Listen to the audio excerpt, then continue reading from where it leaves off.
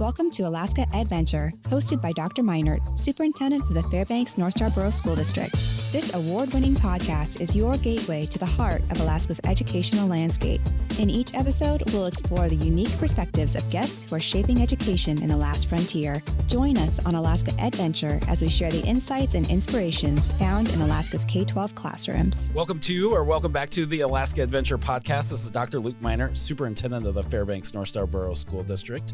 And today I have the pleasure of meeting with a few of our North Pole High School JROTC students and their colonel or leader of the JROTC unit, Colonel Edward Borneo. And so I'd love for the three of you to introduce yourself, maybe for our students, what grade level you are and any future plans that you might have after high school. And then we'll hop into a conversation about what JROTC is, what draws you to those programs, what it looks like from a leadership perspective, and then some of the competitions that both of you participate in. So I'll kick it over to you if you could introduce yourself. Hi, I'm Cadet Colonel Jordan Nichols. I'm our group commander. I'm a senior right now, and I plan to join the military after high school. Excellent. Well, thank you for joining us. I am Cadet Chief Master Sergeant Samuel Bull. I joined JROTC my freshman year. I'm a senior now, and my future aspiration is also to join the military. So, excellent. Thank you. Colonel Ed Borneo retired after 34 years in the Air Force and started 2 years ago as the senior aerospace science instructor. Excellent. Well, thank you for your service, and just excited for everybody to be here today. So a lot of people, and even me included, when I came up to Alaska, I wasn't really familiar with what JROTC is and what it does. And so would you be willing to share an overview of what JROTC is? So JROTC is basically a program that helps motivate young people to be better citizens. We have multiple classes, so like science of flight, aviation history, so basically a lot of airplanes specific. And it basically teaches us responsibilities and privileges and initiative, right? So it helps us to build our leadership skills of being able to take charge. So yeah, we're an Air Force correlated program. So everything we do structure-wise is based off of Air Force core values: integrity first, service before self, and excellence in all we do. So that's what we try to instill into our cadets, is those core values. Yeah, absolutely. And our high schools here in Fairbanks and North Pole have strong histories with connections with the military affiliations. And so you're affiliated with the Air Force. I know at West Valley, they have a Marine Corps unit, yes, and then I believe at Lathrop with the Army. And so covering a lot of ground here in the borough. And I know you have some interactions with students with other JROTC programs through competitions and probably different socials. Is there much difference between the units based on what kind of military unit you're affiliated with? Maybe a little bit with their curriculum, but their traits that they're taught, their characteristic, their conduct that they're taught, it's all the same. Perfect. And Colonel Borneo, why do you think it's important to have a JROTC program within our schools? So that was a question I was asked when I interviewed for the job, and I think everybody needs a home, mm-hmm, right? And some people are athletes, some are talented in music, singing, the arts, right? And JROTC just gives us another area for students, cadets to have a home, mm-hmm, right? And I think it's an overused phrase in some ways, but a safe space. For sure. We all need that. Where do we feel at home and comfortable, where we can develop the most? And this just gives us another opportunity to reach out to cadets or students to have that home.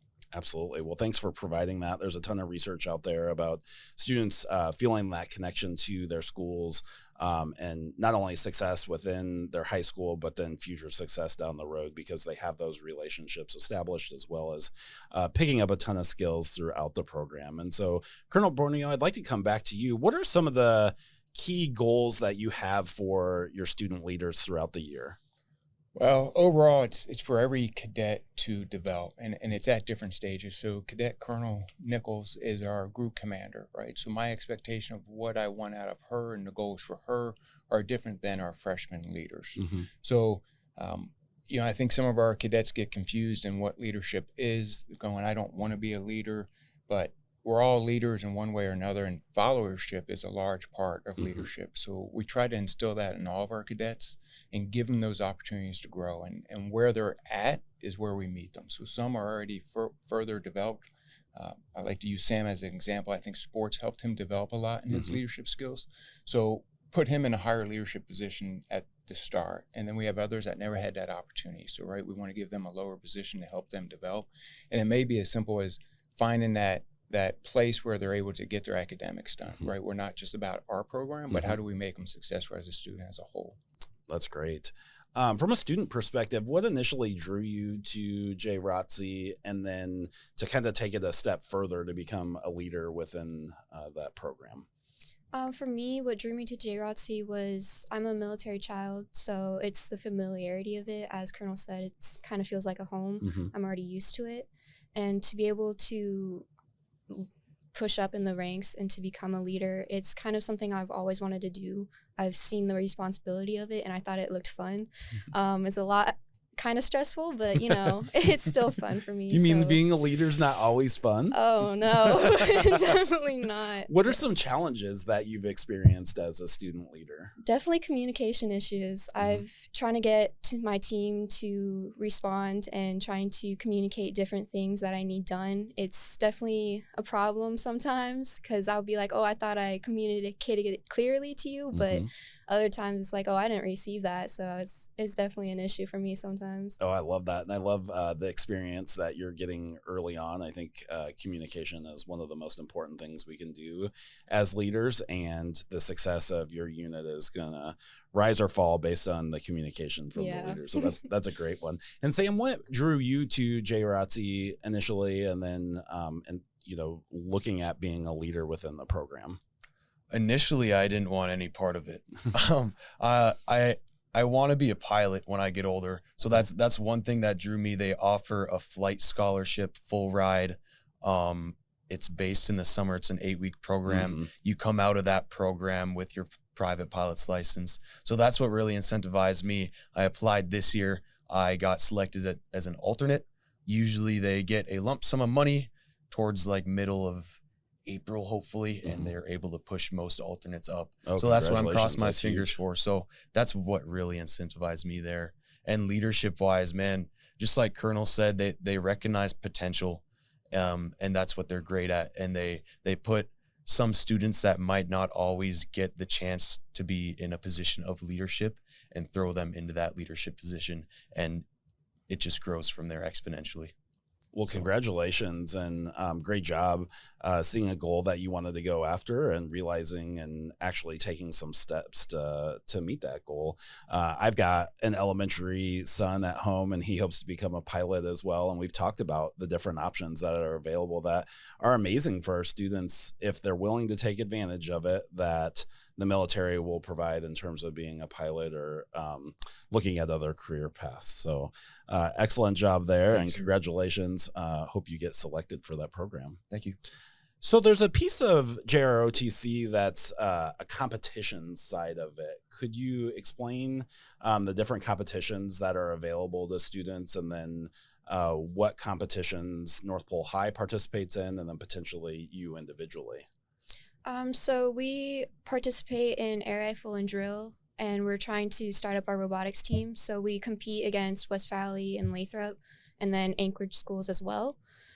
So me personally, I'm an air rifle cadet, more than drill. So I compete against Lathrop and West Valley, and then after postals, if we qualify for nationals, we go down to like Ohio or Utah and compete against those schools. So it's very big competitions, kind of stressful, but it's basically just like any other school. Yeah, and air rifle, because we have listeners from all over the country and sometimes all over the world, air rifle is rather known in Fairbanks, but sometimes outside of Fairbanks and then the lower 48, they're not quite sure what that is. So could you walk us through what air rifle is? So air rifle is a 3-position competition. We start with prone, kneeling, and standing. We shoot pellets, so it's not actual real guns. They're air rifles. It's timed between like an hour of shooting. So it's pretty extensive sometimes, but we will start with our kneeling, 20 shots, 10 shots. So you just it's based on time zones. So you have different targets, different things. But truthfully, it's actually not that hard. I mean, you're just kind of standing in one position.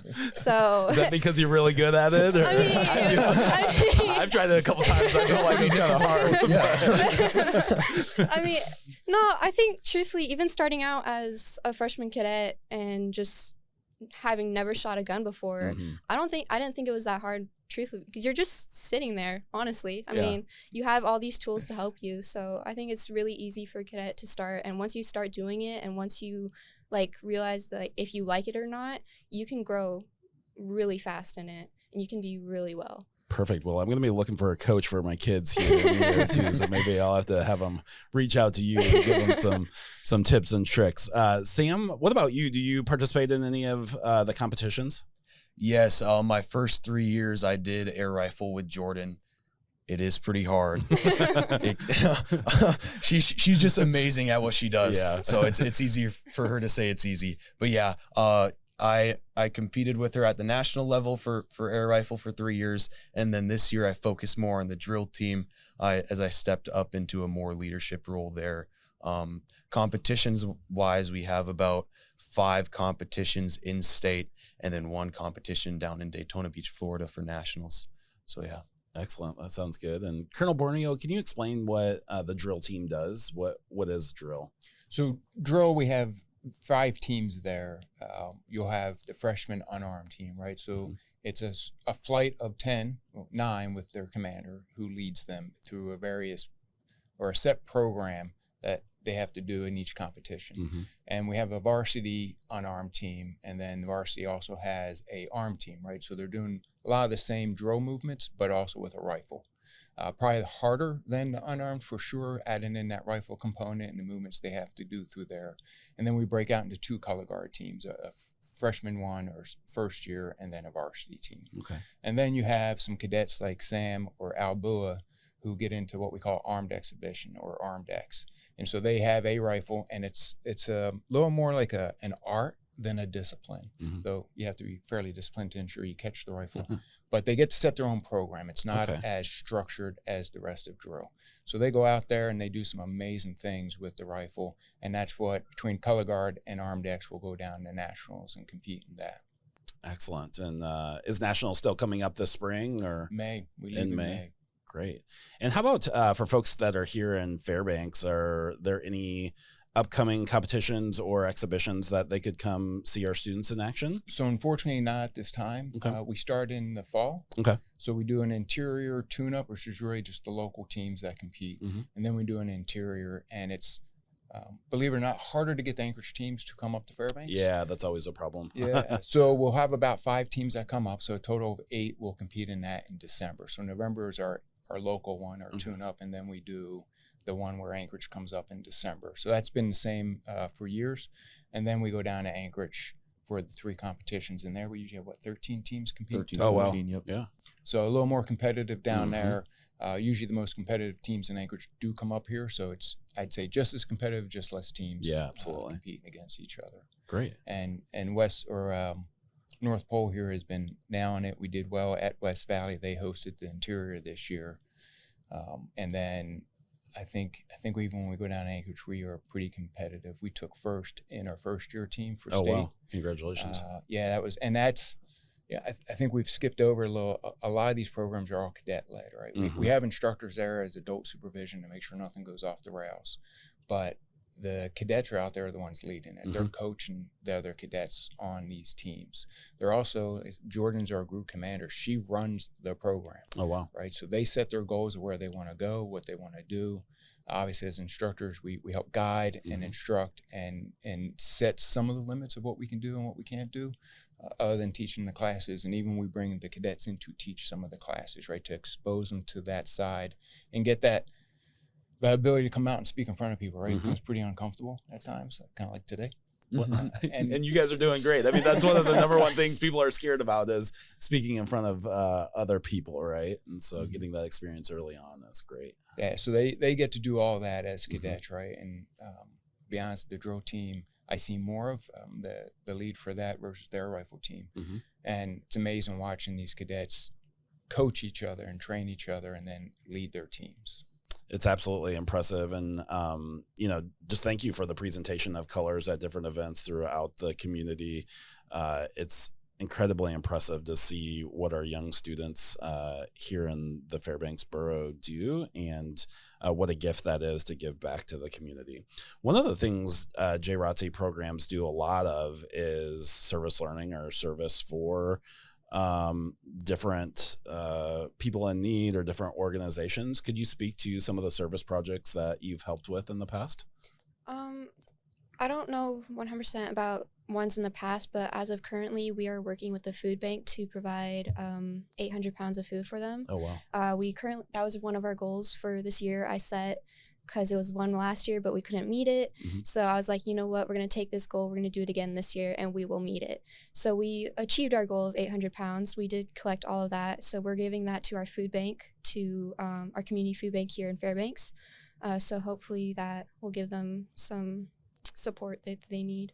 And I'm going to drill in. I love the statement that we set the goal and we were just going to do it. But there has to be a lot behind the scenes to get to like that just doing it, because you mentioned that in the past it's failed. And so what did you do differently this year to ensure that it was going to be successful? So last year it wasn't really announced. Like it was so told that we were like, hey, we're trying to do a food drive. Communication, yeah. But it wasn't really announced last year. So this year we're like, hey, we're going to hit it. So we're going to communicate it through all of our squadrons, all of our cadets. Hopefully it goes out well. Definitely some planning issues in the beginning. It started off really slow and later than I wanted it to. But thankfully, we had our leadership team to be able to pull it together and start communicating with all of our cadets, made it a squadron activity. So we have 2 squadrons within the Corps, and so they competed against each other. Oh, nice. About which squadron would bring in more food. So we made it a game, and we managed to complete the goal. I like that. Anytime you set competition in place, it can rise kind of all ships at times. So that's great. How much time do you spend with your JROTC program in a given week? Kind of walk us through what that looks like. Oh, man. Let's see here. Well, obviously you have your hour to hour and a half classes within the JROTC program, as well as your seminar, which is about 30 minutes. And then you add in extracurriculars on top of that, volunteering, fundraising, everything. We do gun raffles. We did Christmas gift wrapping, hours upon hours of that. So I don't even know, countless. I mean, per week, I'd say, what would you say, Colonel? Oh my goodness. I was trying to figure that out. Him more than us. Sure. Lots behind the scenes. So there's a lot of hours put in by the cadets, and even the set programs we're talking about, right? But they're doing 2 hours of drill a week, roughly. Some teams do a little bit longer than others, but we definitely have a set hour. Their rifle team is an hour to an hour and a half every day. And we'll do that from fall to spring. So you throw that in on top of the classes they're doing. As they say, I know they're communicating after school and getting some of these programs running. The tenacity they showed for the food drive, right? The communication with each other behind the scenes, after school hours or duty hours, however you want to phrase it, to push that through. And then the volunteering. I mean, they spend so many weekends between the competitions, fundraising, other community service events. This year we had also gone out. Local family in need in North Pole was looking for a hand. Elderly family had been here for generations. They needed a basement cleaned out, so we got a team together and cleared out their basement. I love that. And they also needed some help with their potatoes, right? They plant a lot of potatoes, and we went out another weekend and helped gather up their harvest for the fall, right? So it can be as simple as one family we're helping, or we go to the senior center and help out. They do dinners every once in a while there, and the cadets will volunteer and go serve there. Yeah, so. I know they love to see our youth interact with them and being there, helping out. So countless hours. We track it, and in all honesty, it's in our system somewhere, but I haven't looked at the total these cadets put in. Yeah, that's fair. What are some transferable skills? We've talked about leadership and communication, but do you see you being a part of JROTC being helpful in the other, pursuits you're pursuing in life, whether it be other core academic subjects in school or any other things that you're pursuing outside of school? It teaches you how to delegate your time properly. Like school on basic bare bones level, like obviously I need to study right here, maybe a little bit of fun time, but now I got to study again. So it teaches you time management very well. That's something that I'm lucky I'm still learning, but we all are. I'm lucky that I'm growing in that aspect. Just preparing me for, military life, or if I decide not to go military because I still have time, just the civilian sector side. So time management, huge. Yeah, absolutely. That discipline and managing and prioritizing your time is something that you'll work through the rest of your life, regardless of if you're in the military or on the civilian side. How about you? I would have to agree with Sam here. Yeah. I mean, working a job plus school and all the community service hours plus all the competitions, it's really hard to find time for my family sometimes. So it's just being able to sit down with my family at it, like after dinner through before I have to go to bed. It's really nice to have that time to be able to do that and then be like, oh yeah, now I have to go study for like an hour. Sure. So it's a little hard, but I'm really grateful to have my team here to be able to delegate to them certain tasks that I need done. Absolutely. All right. Well, it's been a great conversation today. I want to end on, if folks are listening and they are here in Fairbanks, maybe they have middle school students that are moving up to high school soon, or they've got high school students and they're like, I think this might be something that I'm really interested in, or my son or daughter might be interested in. How do they go about joining a JROTC program? Super, super simple. So if you're an 8th grader, we offer something called a leadership camp, JCLC. It's about, I believe he shortened it to 5 days out at Lost Lake Boy Scout Camp. So if you're looking to take your first steps just to get your feet wet in the JROTC program, that's 100%. I believe is that how you? That's not how I started. I did our JCLC last year, but I started out with, they were like, oh, it's too late now, but this summer camp you could have gone to. And I was like, well, that's a little communication, thanks for that. Right? So yeah, communication. I was like, that's right. So 8th grade me was like, well, great, that I could have had that opportunity, but my counselors didn't communicate with that. So I was like, you know what, that sounds like a great idea. I might just, go for it. We're going to join the JROTC program, see what it is. And then I was like, you know what, that sounds really fun. It's fun here. I improve a lot here, so I was like, I'm gonna stick with it. Perfect. I love that. When is it a summer camp, or when does that camp normally happen? End of May, early June. Yeah, last week of May, first week into June, we do that. We do the registrations. We try to get out to the middle schools, both Discovery Peak, North Pole Middle School. Perfect. And get that. And when I say we, I mean the cadets. We get them over there at lunchtime.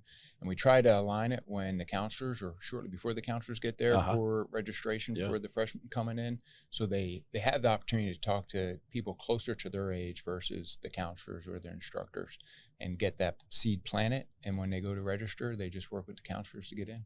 Excellent. That sounds great. So if you have an 8th grade student in the North Pole High area, be on the lookout for this upcoming camp. It seems like a great opportunity for 8th graders or interested students in joining the JROTC program. And then, Colonel Borneo, do you have contact information, like an email address that you'd be willing to share if parents want to reach out to you directly? They can reach out to me, Edward.Borneo at K12northstar.org. You got it. Right. .org. Yeah, perfect. All right. Well, any closing thoughts before we wrap up the podcast today? Honestly, just thank you for the opportunity to be here. It's always great to have publicity sometimes, because a lot of people don't really know about the JROTC program. So it's really nice to be able to get out here and push it out to all of our people. Absolutely. Well, thank you for joining us. Yeah, I second that. Just to show all the work that our cadets have done in this program. We just appreciate it tenfold, just having us here. So awesome. And Colonel Borneo, anything from you? Last thing I'd like to say is we are a development program, not a recruiting organization, right? So a lot of people think they have to commit to the military afterwards. You don't. It's an option. We're here to help develop the cadets, right, in any way we can. If they want to wind up being in the civilian sector somewhere, we will help them find that path. If they want to join the military, we'll help them find that path. So there's no commitment to go into the military. I love that, and thanks for making that distinction. I think if you've listened today, you've heard about all the intangible skills that students can learn throughout this program that are transferable to both the military side and civilian life. So thank you, Colonel Borneo, for doing what you do. Thank you for your service, and I wish you well in the future. I can't wait to see the amazing things that you're going to accomplish. I hope you become a pilot if that's what you want to continue to do, and we'll be looking forward to seeing what you accomplish in your career as well. Thank you. So thanks for being on the Alaska EdVenture podcast today, and we look forward to seeing you next time. Thank you. Thank you.